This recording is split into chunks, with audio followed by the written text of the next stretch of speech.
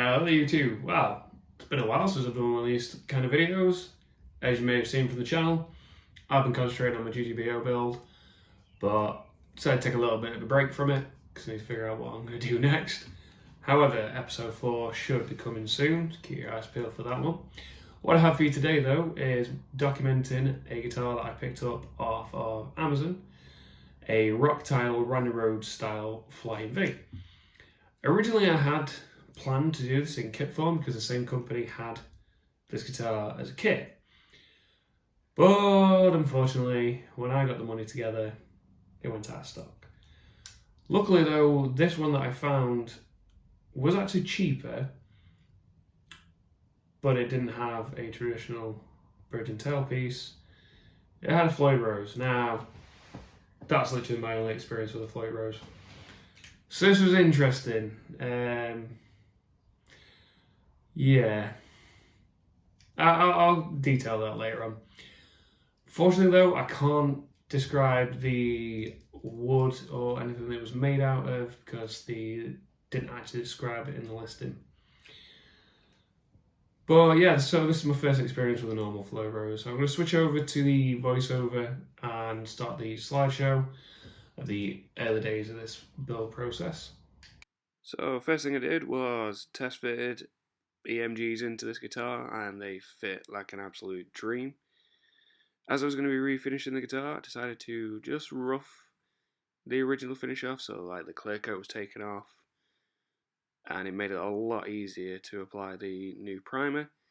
Then I decided to test fit the white pickup surrounds that I got for these, and again they fit perfect and I was so happy with it.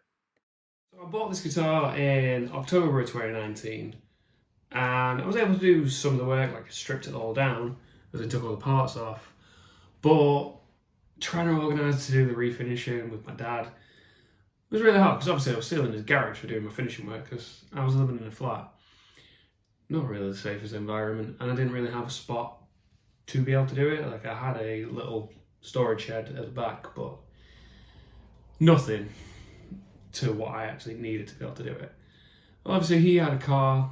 I mean, you may have seen a few shots of that in the first 2 kit builds it needed to work on. So I kind of put the project on the back burner for a little bit, but I started the application for this house and we were all moved in by December of 2019. And at the bottom of the garden, there was a perfect spot for a shed. So I started planning, started saving money, but then lockdown happened in 2020.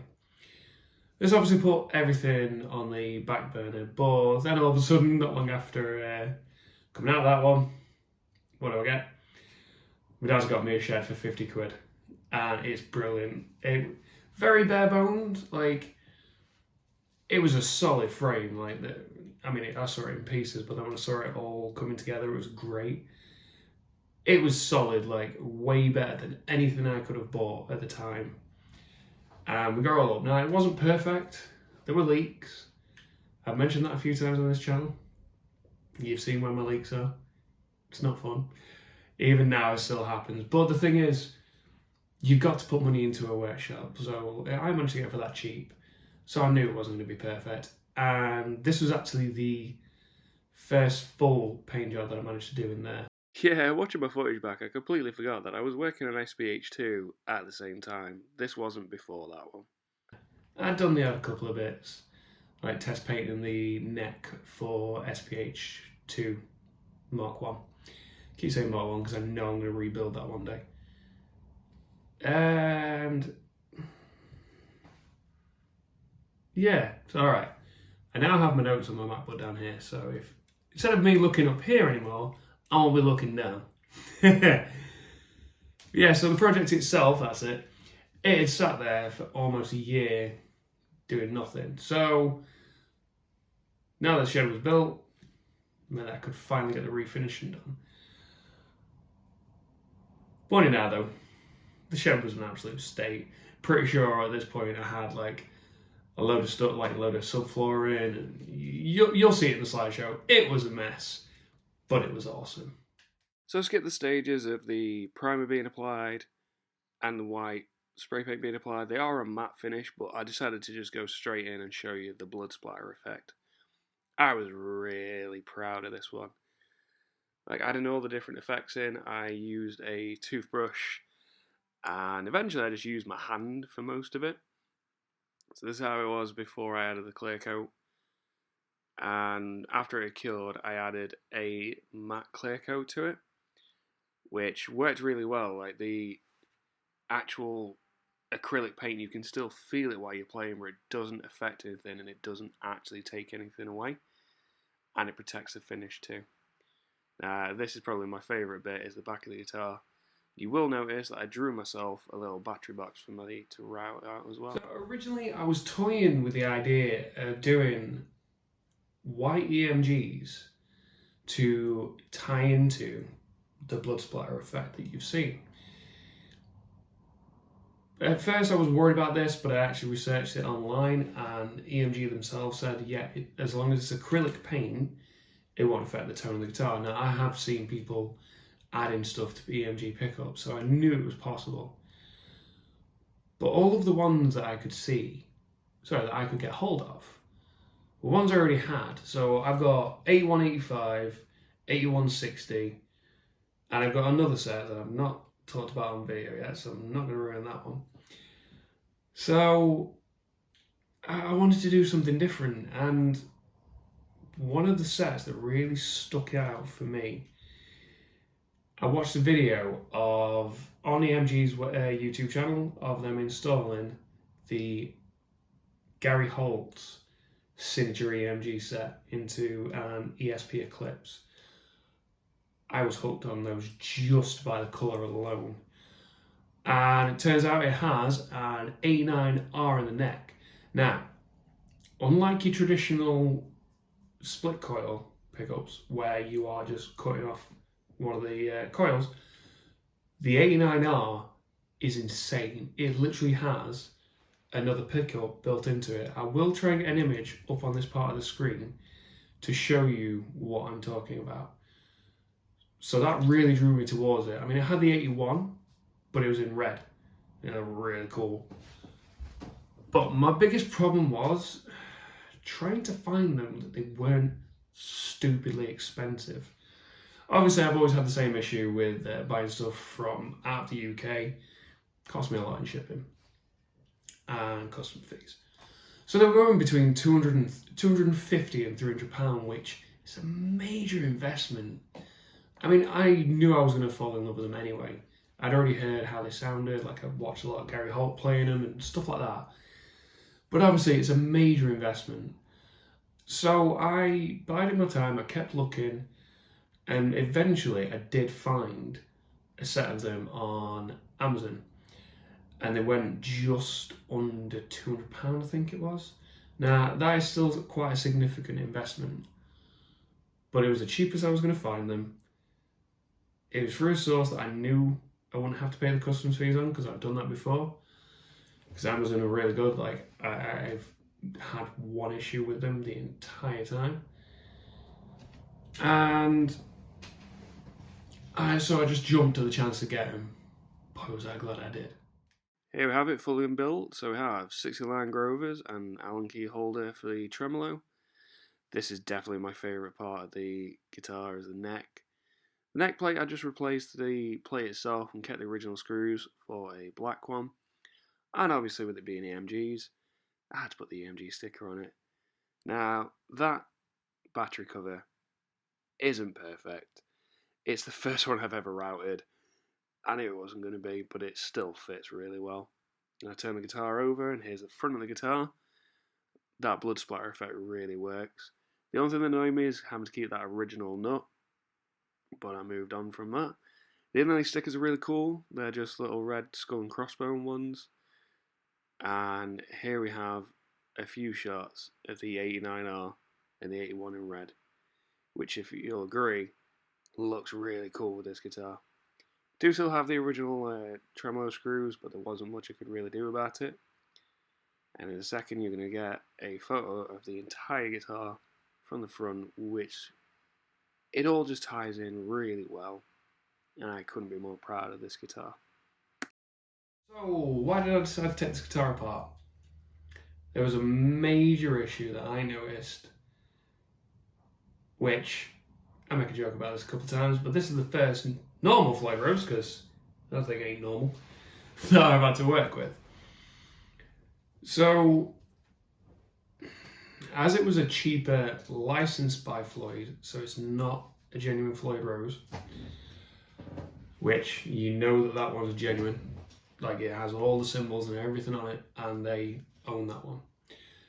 But obviously, as we all know, the cheaper parts, they're not the greatest. So originally I had a black bridge and a black nut. I think it cost me about 70 quid for this bridge, so I kind of knew it wasn't going to be the greatest. First problem, the nut would not go into the original slot for love nor money.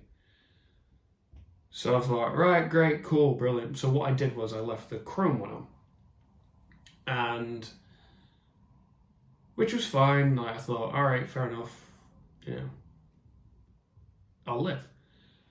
But then I got everything set up. Now, this may very well be me. Like, I'm not used to a normal Floyd. I had to set the action really high to clear the frets properly. Now, I don't know how to do fret levels and crowns. Something I'm still working on.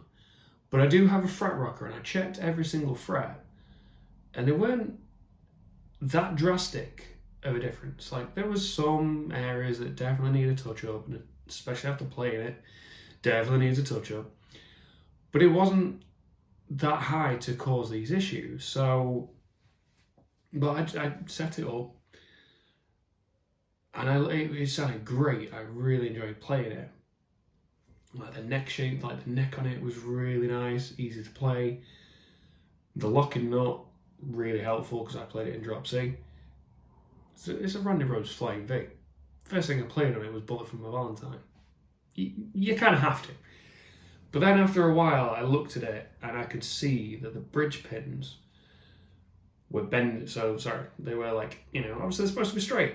Yeah, they were leaning forward towards the bridge. And I knew that eventually that would cause some serious damage to not only the bridge, but the guitar itself. I had it hung on the wall, and I just had this horrible feeling that I'd come in one day and everything would just be pulled off. So I decided to retire it. Now, it's not the end of the world. I haven't lost my investment because the pickups themselves have been used in a guitar that will be soon, I'm hoping soon, a future video. And all the hardware got used in it. Yeah, fair enough, I've not used the bridge, but that's why I didn't invest in a full Floyd Rose. So a full Floyd Rose is about the same amount of money as the pickups, if not more. And I think that's even for the Floyd Rose Special, which is what I was looking at. So obviously, I've lost 70 quid investment, but everything else that I've put into it has gone into another guitar. It also helped me hone the skills of doing the blood splatter effect. So that was really fun for me. Like, I kept doing it in little areas that no one would really think of, and my wife was one who pointed it out. So as you'll have seen, I actually put paint on my fingers and run it down on the inside of the tremolo cavity. And the best bit had to be the neck on it. I love that thing. So what I did was I covered my hand in the acrylic paint. I just gripped onto the headstock and just dragged my hand down, and it made a really cool effect. So it gave me practice on doing more interesting and intricate designs. So the guitar that those pickups have been donated to has a blood splatter effect as well.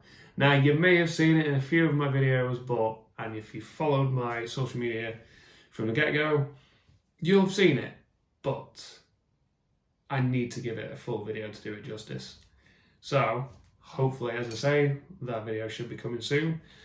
But obviously, because I've taken the guitar apart, I can't do a sound demo.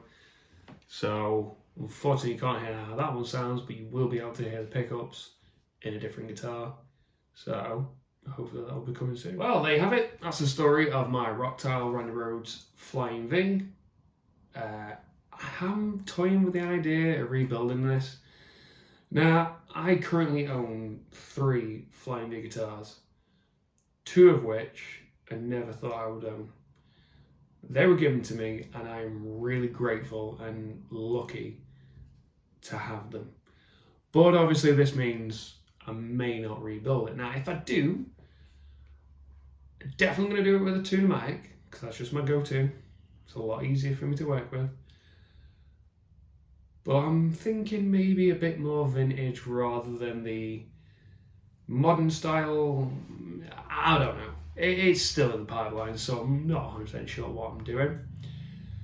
As I say, can't really do a sound demo, but once that other video comes in where all these parts were donated to, I will be uploading that.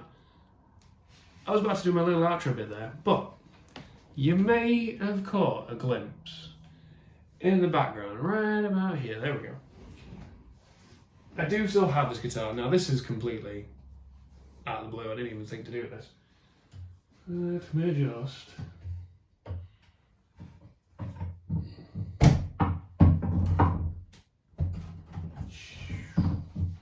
Maybe not that way, Scott. That's not going to work, is it? That'll do.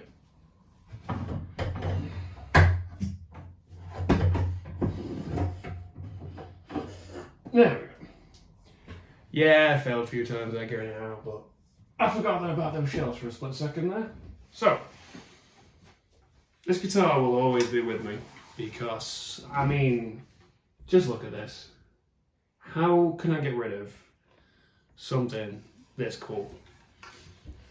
Right, I love the headstock, and this is what I mean, like I literally just wrapped my hand around it. Can kind of see my fingers on there a little bit, and then just dragged it down there. And that's a little bit area I was talking about earlier. Just adding those daft little elements in, and I even put some on the bottom too. Now that bit, obviously, sorry, let's set it this way. So that didn't really go to plan, that's why it's a bit wiped away and stuff, but it did end up working with the style. Like, it looked like I played it that much, I bled my hand onto it, you know. All those daft little things. And these fret markers, they are the exact same as what I put on SVH2, so they are just inlay stickers. Sorry, in my spares box there. They're actually pretty decent. I didn't really notice much playing them. I mean, some of the finishes are just coming off now, but to be fair, this is the first time I've looked at this guitar for a while, so I'm not surprised. If I did rebuild it, it would more likely be 24, not 22. Just personal preference. I mean, it's a it's a Rhodes Flying V. You kind of have to do it 22. And what else did I do different? Oh yeah, that was it. So this bit here, there was originally a plate on it. It didn't really feel right though. So I decided to put in a Telecaster style cob jack. And it worked really well. So anyway, now I'm not going to try and fail and put that thing away again. I'm sure you'd love to see that. However, there we go. Anyway, that is all I have for this video. So if you did like it, please give the video a thumbs up, possibly subscribe to the channel, and feel free to share it with your friends if you actually enjoyed it. Also, in the description below are my social medias, so I've got Facebook and Instagram on there. Feel free to give us a like on there and follow as well. That's pretty much all I have for this one. So, plan is, after this recording this section of the video, I had to think of my plan there. I'm going to edit my next episode of my GGBO build and then quite possibly record part of the next section of my previous work as well. However, that's all coming at some point soon, so keep your eyes peeled for that one. Thank you very much for watching. I'll see you in the next.